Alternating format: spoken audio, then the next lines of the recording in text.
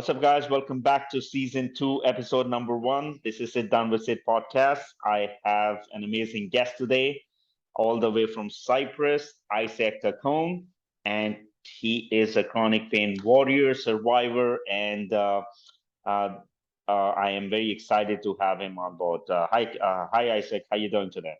How you doing, Sid? Thank you very much. What an intro. Thank you for having me. How's everything?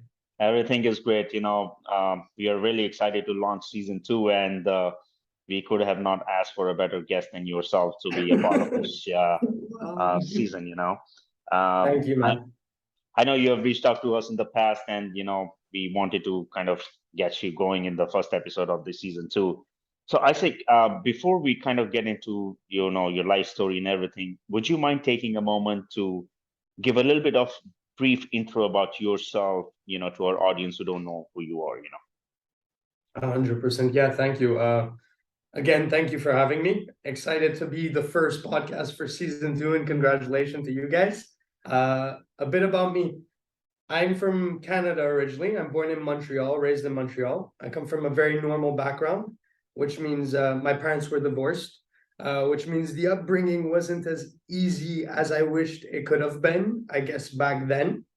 Uh, Come from a big family. I'm Jewish also, but my mom got married twice. We're nine siblings. At the age of 14, I left to Israel. I decided that we're gonna do a year. My mom said, because I was acting off like every good teenager, she said, "Why don't you take a year abroad? Go to like a closed boarding school. Go learn another language. Go meet new people."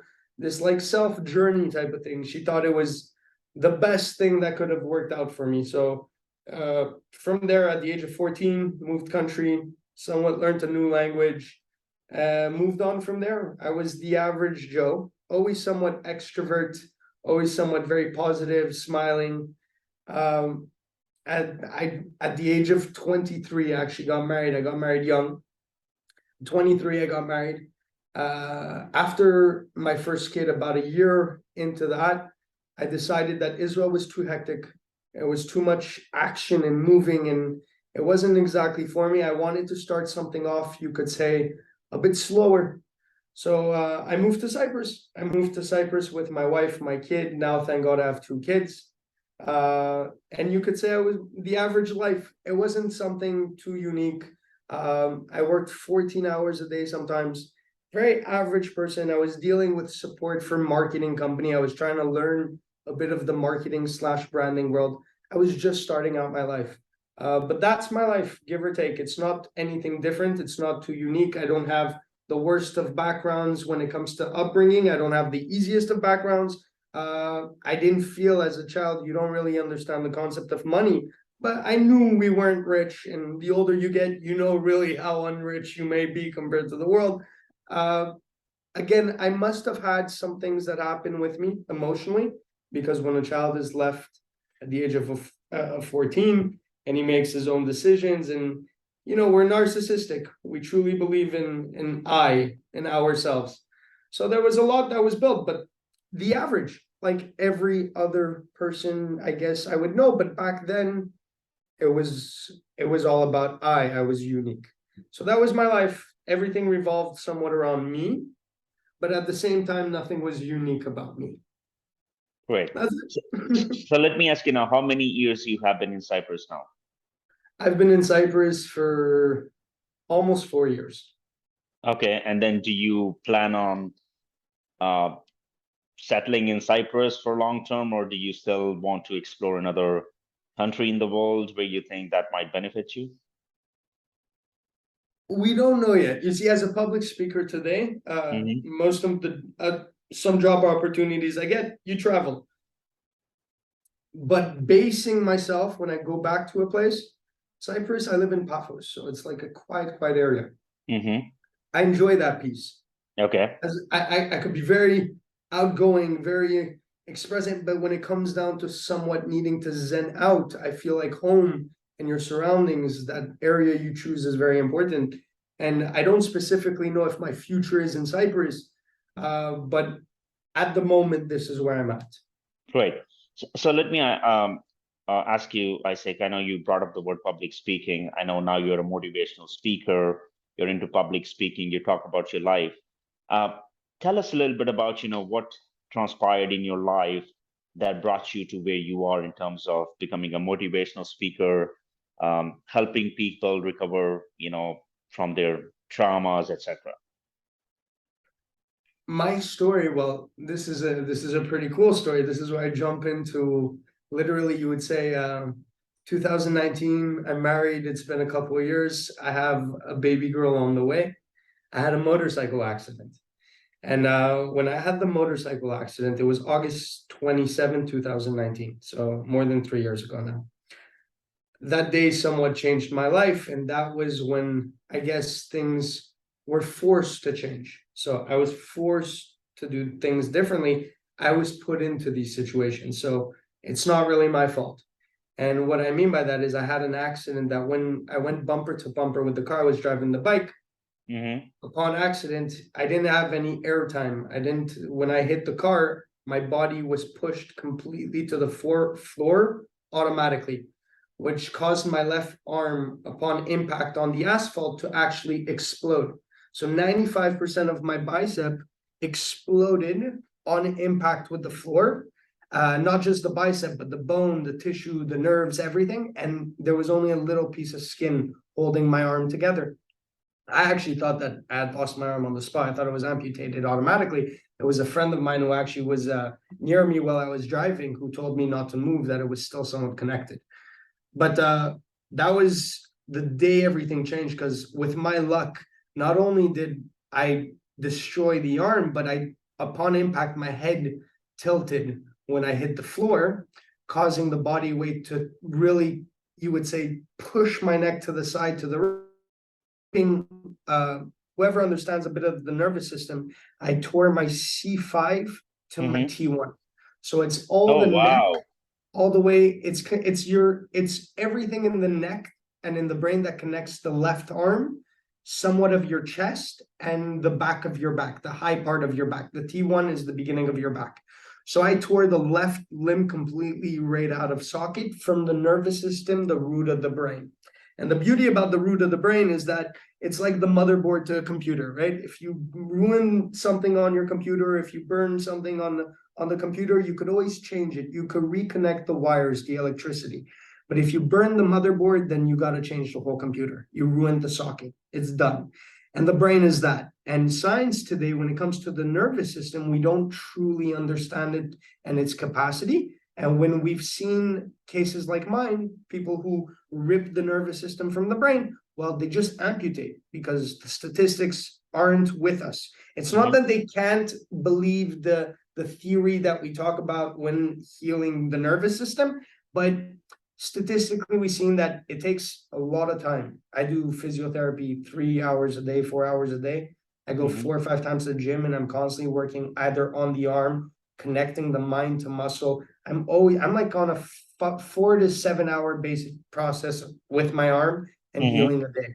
And financially, no one's going to cover you. No one's going to pay insurance for 7 years, and no one's going to want to pay multiple operations. So they just get rid of the arm. That wasn't enough. I Mm-hmm. probably must have been really hard-headed. I said as a kid, sometimes you feel victimized or whatever it may be, but I was probably so hard-headed that God decided that just disabling me would probably not be enough. I'm going to leave him with chronic pain. And Mm-hmm. chronic pain, I was left with neuropathic pain. It's when you damage the nervous system. And when I ripped the nerves connecting my left arm, it ripped from the brain. So the sensory just went offset. That electricity I felt is still there. When I filter my thoughts, it's as if I'm still feeling my motorcycle accident, which Mm-hmm. means it's as if someone's cutting my arm off at all times. Now, Mm-hmm. this pain has been with me 24/7. When I sleep, when I'm awake, when I'm smiling, when I'm crying, when I'm laughing, when I'm working out, it's constantly there. And it's not Even a till now. little bit. Right now, we're Even. talking right now. The way I could explain the feeling Mm, I'm going through right now, Sid, someone's cutting my arm off. That's how it really? is. Yeah, it's not.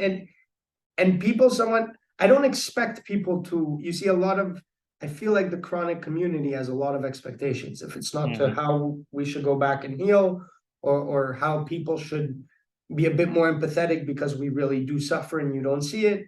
But again, I would have never understood what I'm going through today. For me to expect from others to understand, hey, my arm's being cut off right now, is not a reality that I believe in, because the truth is no one could understand it unless they physically went through it. But it left me with that pain till now. And you know, the world of chronic / disabled is it's a dark place. It's full of pain. It's full of, it's an endless journey, right? Hmm. And that's what happened. So Well, after I got the, yeah, I got to sorry. give you props. Sorry to interrupt you. I got to give you props, man, because you do not show any kind of symptom or signs on your face that you have chronic pain. Even though we are talking right now, you're as cool as one can be. And I got to give you props, man. You are very strong-minded, very strong-willed human being. Thank you very much, and God bless you. It means a lot. Thank you very much. And I believe that everyone has a power like this. I don't actually believe I'm unique. I don't think I'm great. I don't think that I have more than others when it comes to pain or anything, but I truly do believe deep down inside we are all godly to a certain extent, and we're all very unique as long as we work and we find that inner power within each one. And sometimes some people are able to learn just by talking or by listening or by studying, and there are others that sometimes have to go through it physically. And I guess I truly believe that I was one of those people. I truly believe this accident saved my life. It brought purpose to my life, right? So once I'm able to go beyond the average, beyond the normal understanding in my emotion, then why not me? Why can't I be the guy who is like that story of that guy? And that was a big thing for me. It was I'm suffering, I'm disabled. They said I'll never have my arm again. Let's cut it off. And from day one, it somewhat became like a war because we got to a hospital. They said we're cutting it. So we didn't allow, we called another hospital in Cyprus. They were willing to take me all the way to Limassol, to this specialist who deals with nerve transplants. Hmm. So I got there, hospitalized a couple of hours, woke up after a 6-hour operation, and they told me you're disabled, but all the swelling and everything goes down, we'll do a nerve transplant. And look, in the world, not even a percent healed. So But you still have the statistically, arm, correct? Your oh arm was yeah, not. yeah, we never got rid of the arm. I'm really proud to say, Okay. and I'm Okay. holding it, right. This Yes. isn't pure disability anymore. This isn't 100% lost my arm. I have function in the arm, but they said, look, 2% in the world, 1% heal from cases like this, nerve transplants from the root. Hmm. But he said, our statistics are 50-50. We choose certain people that were willing to do it, and the ones that work according to it and etc., it works out. And that is something that is phenomenal regarding my doctors, because they brought faith to science, Hmm. right? A lot of doctors don't do that. Today, we're very dependent in medicine. We're shopping for doctors at all times for someone to help us. But the reality is sometimes the doctor could only help you in an emotional way. He has to make you believe in you. And that was something my doctors did. They do it till now. Like I just came back from the hospital today. I showed the doctor my movement and everything. And the only thing you could say is like, wow, Isaac, you're incredible. You're incredible. This is like 5 nerves, root nerves from the brain. Like, this doesn't make sense, Isaac. You should really give yourself a hug. And I guess I don't see it as much like that, but the whole process of, of what I've gone through, it took a lot to get to where I am today. But the whole process is a beautiful, again, there's a lot of love shown from people. People think that like when you're chronically sick, no one's going to go ahead and really talk with you or be with you. But Sid, we got on the call. The first thing you're saying are things like, Isaac, really chapeau, like you're doing good. Look at you. No, we could not imagine. Doctor calling me incredible. People stop me at the gym to tell me I have motivation.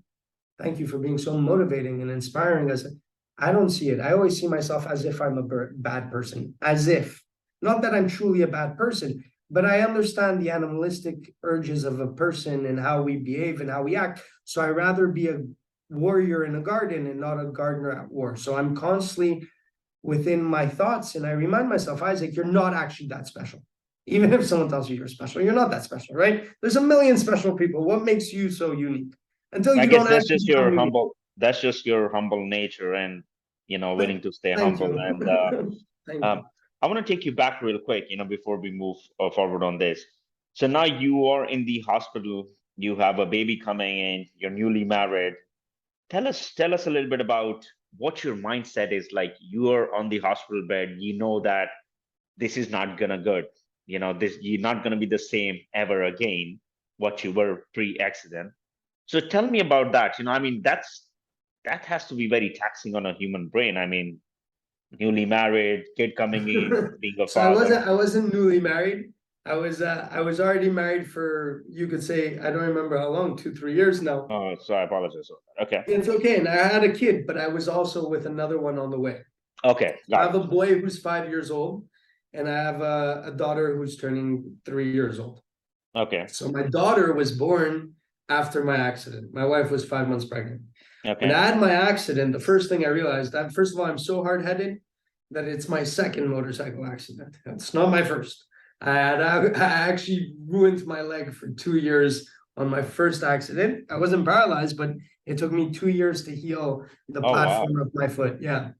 But this accident now, I remember hitting the floor and really, when they say you get the wind hit out of you. So that was Mm-hmm. it. Like I actually took a second to remind myself that I believe in God. There's one God.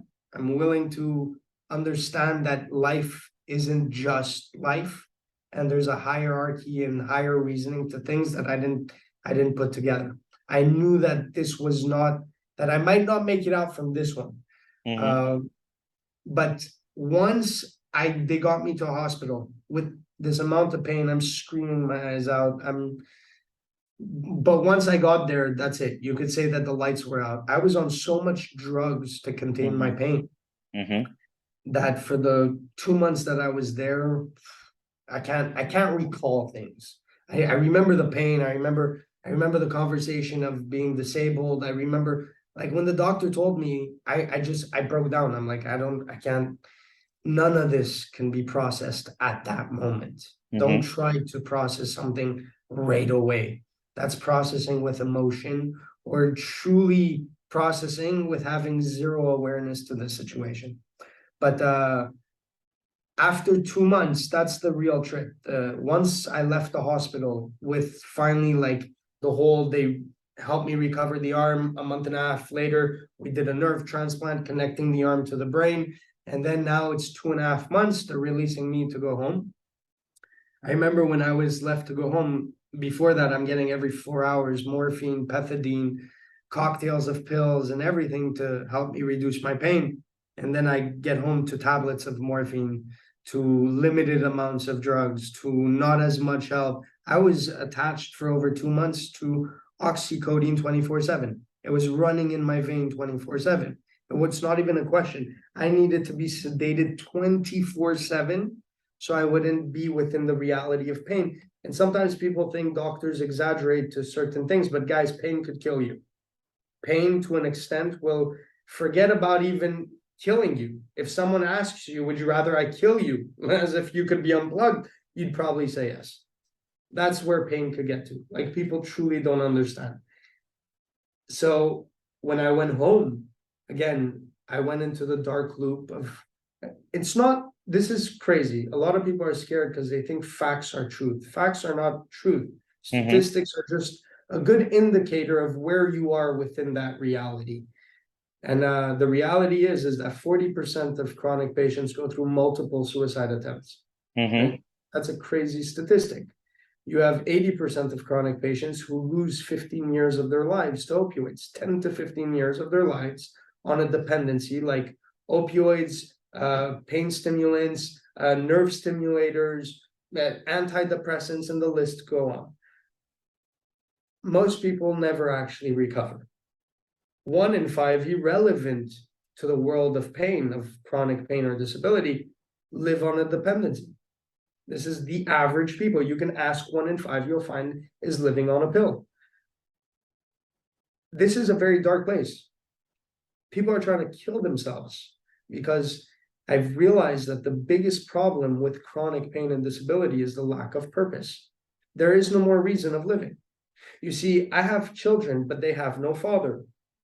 I have a wife, she has no husband. I'm always at home, but I'm never at peace. You see, even when you want to go ahead and take control, you leave your house, you try to go for a walk, you can't. And then what happens is that it changes your character. You're messing with a lot of drugs, you're messing with pain. Your body is constantly in the feeling of fight or flight, which means your body could not produce its own dopamine right now, its own endorphins. It can't help itself. Again, we can't wire both systems at the same time. So someone who is pessimistic or suffering or in a world of I call it victimization. Again, I know you're not the fault for being the victim, but if you see yourself as the person who is in pain and why is it your fault, that means you're the victim in the story. If I was reading a story, I was the victim. And that doesn't let you heal. When you get to a point like that, the ones around you start to suffer. So not only do you have no purpose, but you also are hurting the ones beside you. So the truth is, it'd be better that you weren't even here. A lot of people think that it comes from a selfish place to commit suicide. I think it's so we're so confused really of what the idea of suicide is, because it's coming from a place of such pain and lack of purpose that it's better for the world if you're not here. You're actually doing it with a sense of self-nullification. You're telling yourself it's the better thing to do for people. And that is what people don't understand, is that is the pain you're going from. And if that's not their mental state of mind, then it's a lack of awareness. You don't even know you're killing yourself. You tell people you want to die. You tell people you're done with life. And when no one's there and you're going to bed, you abuse your meds and you don't think twice if your heart's going to last the night. You just abuse. And that's when I realized that I had fell into that loop. I had become one of these statistics. And it was for about a year and 3 months that this is how I lived within four walls. I used to tell my wife I'm done with life. I used to abuse my meds. I used to look for drugs externally. It's a scary concept, but 70% of heroin addicts in the Western culture come from the opioid epidemic. Yes. Which means that 7 out of 10 heroin abusers you see have been on opioids. They were as prescriptions, or they were abusing them with friends, or whatever it may be, but 7 out of 10. So and Isaac, I realized that, yeah, no, okay, go ahead, please. I want to ask you a question on this, but I want you to finish first. 100%. I realized that when a friend of mine, I'd see them having a barbecue or something, and this is what I mean, without even realizing, no conscience, I'd be like, yo, guys, if anyone has any type of drugs, give me, I'll take it to get rid of the pain. Like, I didn't care anymore. And that's a sad place to be. So let me ask you now, for a year and 3 months, when you were in this dark phase, going through this every single day, telling your wife, you have no purpose anymore, it must have impacted your relationship with her and your kids to a very negative. I don't know if that's the right word I'm using, but I mean, you're a father too now to 2 kids, and we all sense energy. Kids are very smart. So how was that? I mean, has it affected? It must have affected your relationship, but has it bounced back to a positive stream now between your kids, with your wife? Give us a little bit of background on that, because I think it's important for people to hear you out, because as you said, you don't know unless you are in their shoes, right? So I want all of us, including the audience, to understand this, the transformation of say pessimistic Isaac to an optimistic, bright, motivational speaker that I'm speaking to right now. Wow. So first of all, I'm going to tell you guys how I got to what I believed, because it continues again with my story. I'm going to tell you the impact we have on the family. And that's, by the way, when you're doing what I'm about to do right now, this is how you come to conclusions with yourself. This is how you're supposed to process work. What are the upsides? What are the downsides? When people are doing a study, you're looking at all ends. See, my wife was pregnant when I had the accident. And whoever knows what a chronic flare is, when pain gets worse. It goes from worse to worse, or sometimes from, depending on the type of chronic pain you have, you can have from okay to suddenly bad. But the idea is just getting worse. And my flares were so bad, I used to scream like a pregnant lady. But my wife was actually pregnant. And people don't realize the impact you have on a pregnant woman. See, a lot of people say that, yeah, it's not you, it's okay, or it's going to be okay. The child's not here. I'll take accountability soon, or something like that. But what I realized is that the cognitive brain is created within 3 months. That's the development of the brain. Now, if you're developing the brain in 3 months and people tell you be careful because the mother's reaction will affect the child. The mother's body is teaching the child's body how to react to things. If the mother is in constant stress or sad or in fear, the child will learn these things. And I was able to see it firsthand. Why? Because when I started my recovery, I realized that my daughter doesn't deal with loud noise. She cannot hear screams. She is traumatized before she was even born. Dr. Gabor Mate talks about this type of trauma. It's trauma that was given to you before you even need it. It's already in the system. And that's why some people think it's a gene, but no, it's more of a generational thing, because someone's doing something externally to affect that person's way of thinking. And yes, you affect your kids. My kid at one point, my older son didn't want to talk to me. He was scared of me. My daughter had to live beside a man who was screaming at all times. Not because I want to, because the pain was so intense. I felt like someone was cutting my arm. So I think this all the time. Your wife, man, my wife's a warrior. I was blessed, really. I'm blessed. This whole argument, if men need women and women need men, guys, yes, we need one another. And women don't need a man, they need a husband. And we need wives, and we need these type of relationships. They're more than just one type of relationship. See, I always tell men, guys, we are three things. We are first men, and then you get married, you become a husband, and then you become a father. And all of these three characteristics you have to use separately in separate times. Like, I could not go ahead and try to be a husband with my kids or with my boss. The only way it works out is if I know what I'm supposed to do at the right time. And we need our women as well. We need our wives. My wife stood there like I don't even know if it's a warrior, because the trauma she had to go through by seeing her husband on the floor shaking. I went through withdrawals. I had to get off the drugs after a year and a half. I was hugging toilets, shaking like a junkie, scratching my skin till I was bleeding. And my wife had to go through all of that. But today, you see, people underestimate the power of change. Today, ironically, I'm the happiest I've ever been. My wife is genuinely happy at all times. We see eye to eye. Our relationship is strong. We have core values. And again, I'm going to explain, the values is everything. But the family is together, and people say, yeah, but everyone's going to leave some sort of pain. It's like traditional pain. Whatever your parents did to you, the way you turned out, you see yourself, you're okay. Don't add more than that. If you're able to reduce from that, it's even better. But I realized that I'm guiding my children now. I'm actually a father. And the reason for that is because I sat with children of chronic patients. And the filtered words, emotions that this man used in front of me one day is what someone helped change my way of thinking. Is I asked him, I said, your dad, what, he's a chronic patient, how is it? He said, well, fatherhood, I didn't have. I love my dad, but I didn't have it. And you have to understand, it's not easy to live in the shadow of a disabled, suffering person. Shadow, disabled, suffering. Wow, these words are so deep. I'm going to do that to my kid. Can't let that happen. So today, we have a very strong roots foundation at home. We love each other, we play. Of course, there's little arguments. It's part of growing. Can't grow without a bit of arguing here and there. But it's not even what you see as normal today. Today, it's a lot less. Like, we don't just get upset for some men laugh when I say, don't go home hungry and mad. Okay, that's when you need to be a husband. You have to be going home empathetic. Use empathy and reasoning. Not statistically, yes, if I work 9 hours, then you should make a meal. You're right. If we're coming to playing rights, yeah, you're right.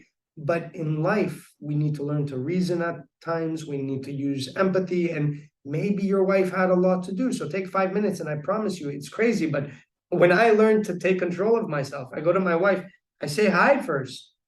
Then my wife says, by the way, you're hungry? What would you like to eat? When I come home hungry and I say, well, there's nothing to eat, I want to eat. She goes, oh, what? You're hungry? What do you mean? Oh, what? I'm hungry. Yeah, I'm telling you I'm hungry because I want to eat. But even the way people react to you, if you're taking accountability, is beautiful. My wife loves me because, well, look, I put in the work as well. I'm willing to show her that I won't let life break us. We'll be stronger. And we do it as a team, including my wife, including my kids. I make them part of chores. I make them part of life. I teach them values at a young age. I teach them morals in an immoral world. That's what I'm doing. And I think that it's the best thing that happened to me. The Wow. best thing that happened to me. Isaac, I'm going to ask you this question, now going through all of this, what is the purpose of your life? Why are you doing what you're doing?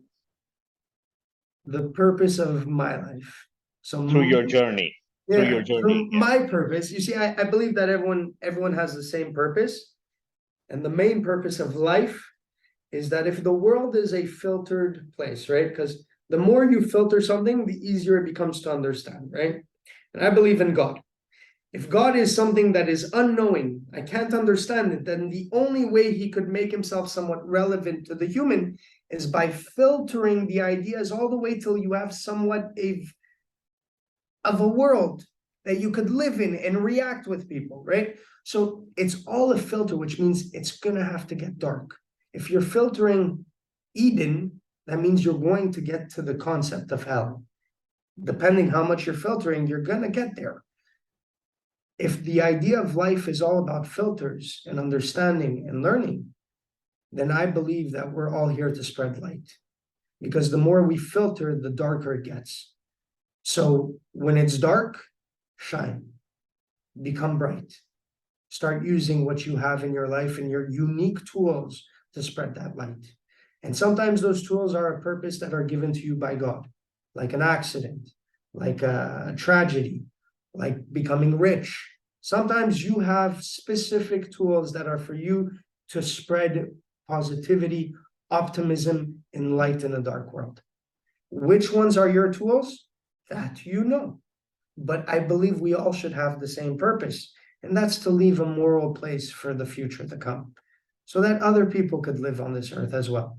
I don't have to be so selfish. I'm going to ruin everything because of how I feel, because of my beliefs. How about how we feel, our beliefs? So Isaac, now I do see on your website you have recovery through values. You use that phrase a lot.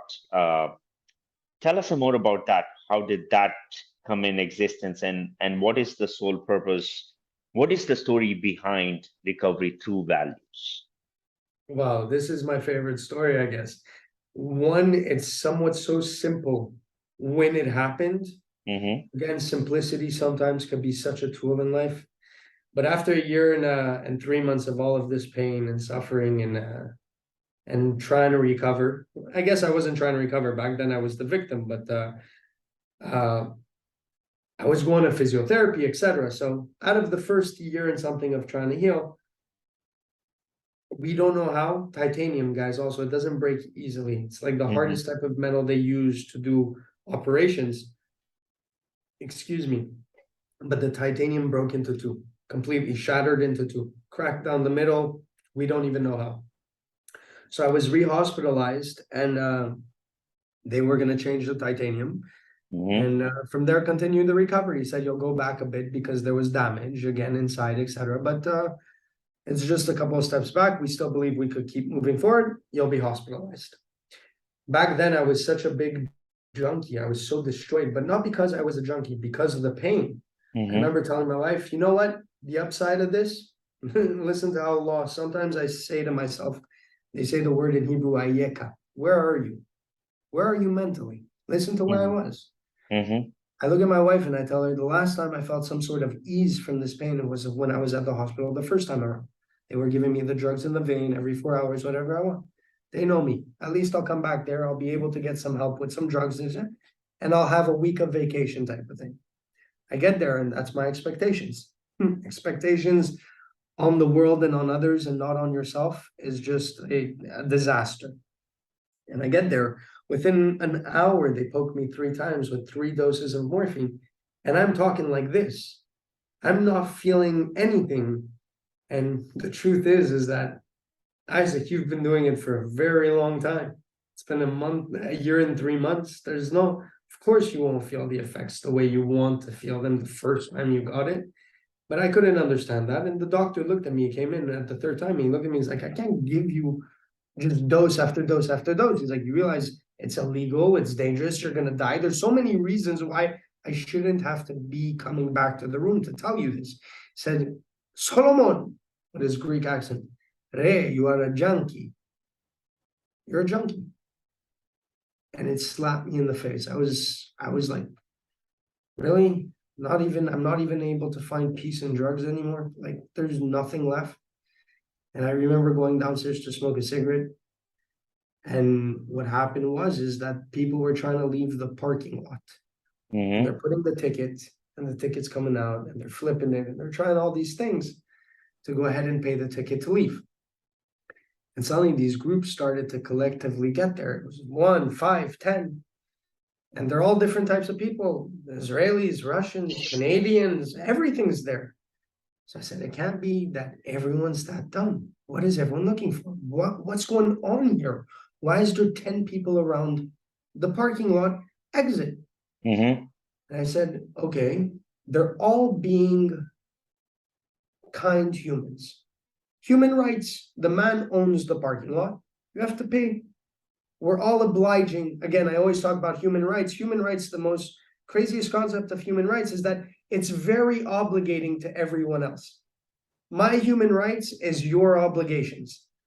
You have to obligate them as human rights. Everyone's obliged to stick to everyone, which means that they were doing the right thing to work as a society. They're not just stealing and doing their thing.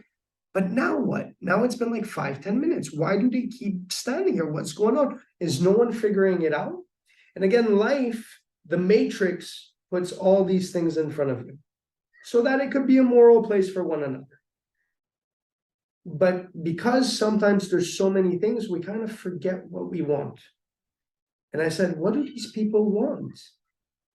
They want to go home. They want an exit. They want to leave. That's their purpose right now. Again, their purpose at that moment is, I need to leave, but there are rules. Let me follow the rules. What happens when everything was said and done and you still didn't figure it out? You go back to the source. What do you want? Well, I want to leave. Okay, you've done everything according to the book. What's your next step? I'm going to look if there's another exit. And the second my head clicked to exit, I looked at the main exit and the gate was open. The gate was open. That's why the tickets weren't. There was a problem with the machine. It's free today. This happened for a week almost. 1, 2, 3, 4 days. I took my wife the next day. Come, I need to show you something. And I think this is what they talk about when they talk about self-awareness. Come. And I spent a week sitting in my bed asking myself, Isaac, how aware are you of your situation? Aren't you sick of your life? And I realized my first step to healing was self-nullification, self-sacrifice, being sick of what I did to myself, being sick of the life I've created. You see, we all like to talk about how everyone else is in charge of my problems in a way, or I'm upset because he did this. You're going to tell me you have no freedom of choice? You're debunking the concept of choice. If he is in charge of how I feel, that means I'm not in charge of anything, which means I have no choice, which means you're a slave to reality. I don't want to be a slave anymore. I was sick of the life I've created. And that's how it started to change. And the more I started studying and realizing, I was asking myself, okay, what are these things I'm talking about right now? Self-awareness, self-sacrifice. They're moral values. They're like your pillars to life. They're values. When everyone talks about healing, they all have different ways of saying it, but we're connecting to things that have true meaning to life, because there's no meal, there's no vacation, there's no amount of money that's going to take away my pain. So the only thing that Winston Churchill says it, the value, everyone wants the price to everything, the value to nothing.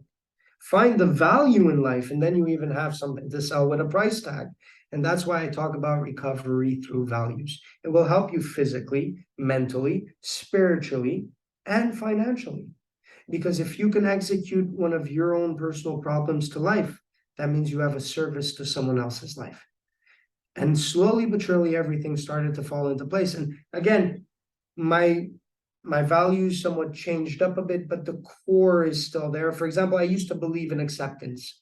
Mm-hmm. When I started my journey, and a lot of people in recovery talk about acceptance. I think the word acceptance is a very big confusion, right? Because you go to someone who's suffering like me, who's supposed to be disabled like me, and you tell them, you got to learn to accept your reality. Acceptance means there's boundaries. This is where I'm going. More than that, I can't do anything about it. So I agree, the word, the terminology, and this is why people say, why do you care what we say about things? No, because when you fuck with the terminology, look at the difference. Not acceptance, which is a boundary, but rather processing. Learn to process what you go through. You don't need to accept it.